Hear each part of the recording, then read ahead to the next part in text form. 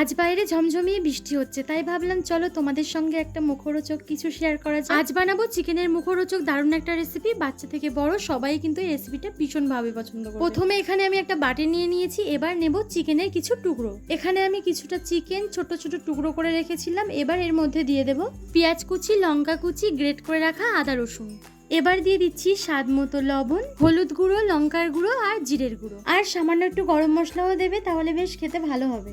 বাচ্চা থেকে বড় আমাদের সবাইয়ের কিন্তু সন্ধে হলেই মনটা যেন কিছু একটা খেতে ইচ্ছে করে। আর বাড়িতে এরকম চিকেন থাকলে তোমরা কিন্তু ঝটপট বানিয়ে ফেলতে পারবে এই রেসিপিটা। আমি তো এটা বলতে ভুলেই গেছি। আর সামান্য একটু মিট মশলাও দিয়ে দেবে।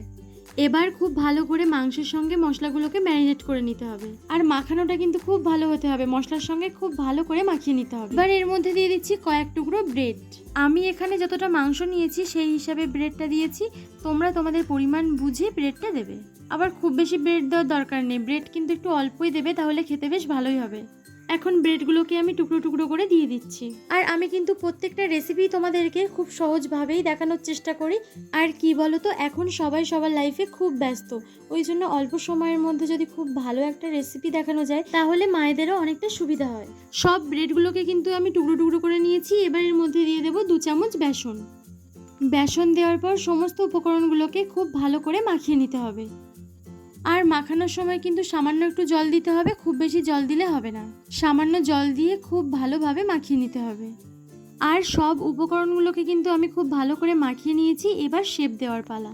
তোমরা তোমাদের পছন্দ মতো শেপ দিয়ে নেবে। আমি চপ যেমন হয় সেরকম শেপ দিয়েই বানাবো। আমি কিন্তু চপের শেপ দেওয়ার জন্য প্রথমে অল্প একটু নিয়ে খুব ভালো করে গোল করে নিচ্ছি। এরপর হাত দিয়ে একটু চ্যাপটা চ্যাপটা করে নিলেই চপের শেপ হয়ে যাবে। তোমরা চাইলে অন্য শেপও দিতে পারো, কিন্তু আমার এই শেপটা পছন্দ বলে আমি এটাই দিয়েছি। আমার কিন্তু সবগুলো বানানো হয়ে গেছে। এবার ভাজার পালা। কড়াই বসিয়ে দিয়ে কড়াইটাকে খুব ভালো করে গরম করে নিয়েছি। এরপর দিয়ে দিচ্ছি সাদা তেল। সাদা তেল দিয়েও কিন্তু খুব ভালো করে তেলটাকে গরম করে নিতে হবে। তেল খুব ভালো করে গরম হয়ে গেলে মিডিয়াম টু লো ফ্লেমে দিয়ে তেলের উপরে চপগুলোকে দিয়ে দেবো। একসঙ্গে সবগুলো তো ভাজা যাবে না, ওই জন্য প্রথমবারে আমি কিছুটা দিয়েছি, পরের বার আবার কিছুটা দেবো। আর এই মুখরোচক খাবারগুলো একটু ডুবো তেলে ভাজলে কিন্তু খুব ভালো হয়। এক পিঠ ভাজা হয়ে গেলে উল্টে দিয়ে অন্য পিঠটাকেও খুব ভালো করে ভেজে নিতে হবে।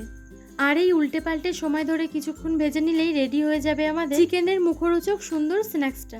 বিকালে খেলা করার পর বাচ্চাদের কিন্তু প্রচণ্ড খিদে পেয়ে যায়। আর পড়তে বসার আগে যদি ওরা এই ধরনের রেসিপি পায়, এই ধরনের খাবার পায়, তাহলে কিন্তু মনটাও ভালো হয়ে যাবে আর চটপট পড়াশোনাটাও হয়ে যাবে। দেখো, 2 সাইড খুব ভালোভাবে ভাজা হয়ে গেছে। এবার কিন্তু তেল ঝরিয়ে তুলে নিচ্ছি। আশা করছি বিকালের এই সুন্দর স্ন্যাক্সটা তোমাদের ভালো লেগেছে। ভালো লাগলে অবশ্যই রেসিপিটাকে লাইক করে দিও।